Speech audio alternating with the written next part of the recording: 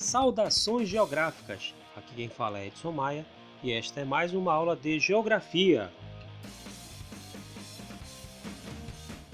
Litosfera e relevo continental. O tempo geológico e as suas transformações.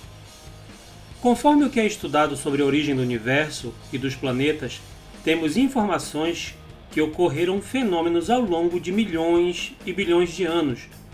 Durante este tempo, aconteceram várias transformações nos planetas, durante as várias eras e períodos, incluindo aí o nosso planeta, que surgiu por volta de 4,6 bilhões de anos atrás.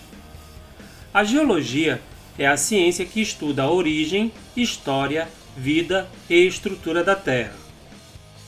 Litosfera. A palavra litosfera surge da união de duas palavras, litos, que significa rochas, e esfera, que obviamente significa esfera. A litosfera é a camada de rochas da Terra.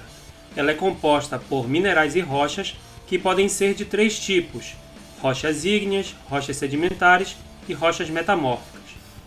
A litosfera constitui o que a gente conhece como a superfície terrestre dos continentes e ilhas e o fundo dos oceanos e mares. Camadas da Terra.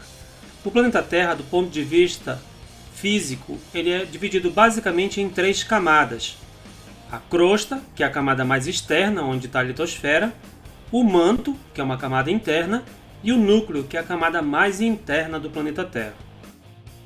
Teoria da deriva continental. O nosso planeta ele passou por várias transformações geológicas ao longo de milhões de anos, que resultaram em mudanças nos continentes e nos oceanos. Em resumo, a teoria da deriva continental explica que, há aproximadamente 250 milhões de anos atrás, existia apenas um continente chamado Pangeia e apenas um oceano grande chamado Pantalassa e um único mar chamado Mar de Tete. Devido a fenômenos geológicos, a Pangeia, que é esse grande continente antigo ou primitivo, se fragmentou e as partes desse continente se movimentaram, dando origem a outros continentes, como a Laurásia e a Gondwana. A Laurásia também se fragmentou, dando origem a outros continentes, e a Gondwana também se fragmentou, dando origem aos outros continentes. Essas movimentações dos continentes ainda ocorrem até hoje, pois o nosso planeta Terra tem intensa atividade geológica. Mas como isso acontece? A movimentação da superfície terrestre é possível por causa da movimentação das chamadas placas tectônicas. A crosta terrestre é formada por grandes blocos de rochas chamados de placas tectônicas. Essas placas tectônicas surgiram há muito tempo e elas se movimentam por causa de fenômenos que acontecem no interior do nosso planeta Terra. Movimento das placas. Como as placas tectônicas se movimentam? Em resumo, o núcleo, que é a parte mais interior do planeta Terra, aquece o magma, que é um material que está no manto da Terra, forçando a camada imediatamente superior. A camada imediatamente superior ao manto é justamente a camada da crosta terrestre. Essa força, essa movimentação interna é que faz com que as placas tectônicas se movimentem. Principais formas do relevo. O relevo nada mais é do que a forma da superfície terrestre, ou seja, o relevo é constituído pelas formas que a nossa superfície terrestre tem. O relevo pode ser dividido em relevo continental e relevo oceânico. As principais formas do relevo continental são bem conhecidas: montanhas, planaltos, planícies e depressões. As montanhas são áreas de altitude elevada. Elas possuem vários formatos e origem. Elas podem ser desde vulcões ativos ou inativos, ou mesmo ter surgido a partir de dobramentos de placas tectônicas. As montanhas também podem ser conhecidas como montes, cordilheiras, Alpes, serras, colinas. A maior montanha do mundo é o Monte Everest, que tem 8.848 metros de altitude. Ele se encontra na região dos Himalaias, que fica no continente asiático. Planaltos. Planaltos também são áreas de altitudes elevadas, geralmente a partir ou acima de 300 metros. Porém, o topo dos planaltos, que é a parte superior, é relativamente plana por causa de processos erosivos. Os planaltos também podem ser conhecidos como chapadas, chapadão, altiplanos, platôs, mesas, mesetas, dentre outras designações. O maior planalto do mundo é o Planalto do Tibete, que tem mais de 4.000 metros de altitude, que também fica na região dos Himalaias, na Ásia. Planícies. As planícies são áreas relativamente baixas e planas. Possuem altitudes que variam em torno de 0 até cerca de 200 metros. São áreas que geralmente acumulam sedimentos. O Pantanal é considerado a maior planície inundável do mundo. Depressões. Depressões são áreas baixas. Elas podem ser depressões relativas ou depressões absolutas.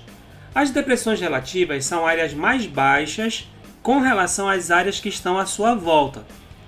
Já as depressões absolutas são áreas que têm altitudes negativas, ou seja, abaixo do nível do mar.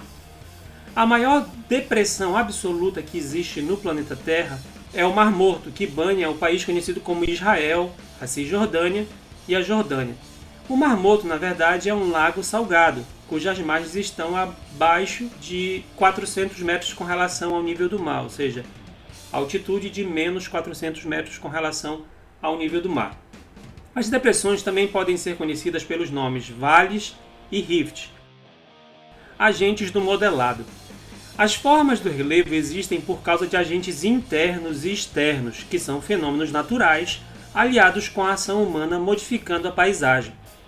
Os agentes internos são basicamente dois, o vulcanismo e o tectonismo. Os agentes externos são basicamente os seguintes: água, ventos, geleiras e as ações dos seres vivos. Vulcanismo. Vulcanismo é a ação dos vulcões. Os vulcões surgem em locais onde tem falhas geológicas, ou seja, onde existem rachaduras na crosta terrestre, nas quais pode passar o material que está no interior da Terra, que é o magma. Os vulcões podem ser submarinos, quando eles estão no fundo dos oceanos e mares, e também podem ser continentais, quando eles estão na superfície das áreas dos continentes e ilhas. A erupção vulcânica é uma das principais atividades do chamado vulcanismo.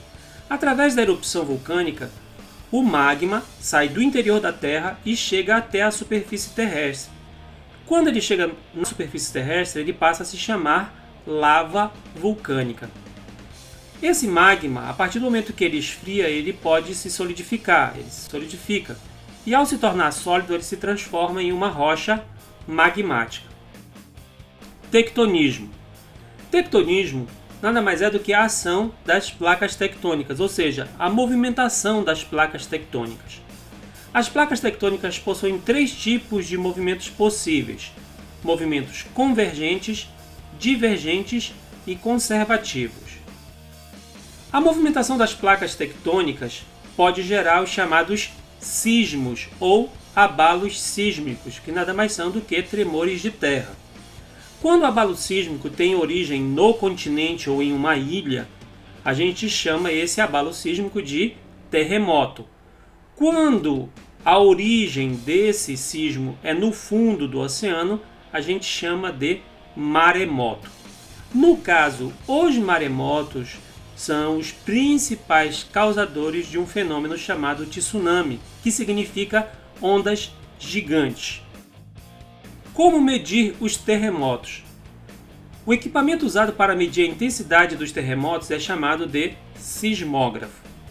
A intensidade dos terremotos é representada por meio de duas escalas: a escala de Mercalli, que vai de 1 até 12 graus de intensidade, e a escala Richter, que é a escala mais utilizada. A escala Richter varia de grau de intensidade 1 até o grau de intensidade 9, mas pode, teoricamente, ocorrer terremotos ou abalos sísmicos de intensidade superior a 9 graus na escala Richter, pois ela é uma escala ilimitada ou escala aberta. Resumindo, o planeta Terra surgiu há bilhões de anos e ao longo desse tempo, que é um tempo bastante prolongado, que é o chamado tempo geológico ou tempo da Terra, o planeta Terra passou por muitas modificações causadas por vários fenômenos naturais, como o tectonismo e o vulcanismo. A teoria da deriva continental explica como surgiram os continentes e oceanos atuais e ajuda a compreender a dinâmica de funcionamento da litosfera. As placas tectônicas são grandes blocos de terra ou grandes blocos de rocha da litosfera que formam a nossa superfície terrestre. Essas placas se movimentam e podem causar terremotos, maremotos e tsunamis. O relevo é a forma da superfície terrestre. As principais formas do relevo são montanhas, planaltos, planícies e depressões. O relevo é modelado por agentes internos e externos. Os agentes internos modeladores do relevo são vulcanismo e tectonismo. Os agentes externos são água, ventos, geleiras e as ações dos seres vivos. Chegamos ao fim de mais uma aula de geografia. Saudações geográficas e até a próxima!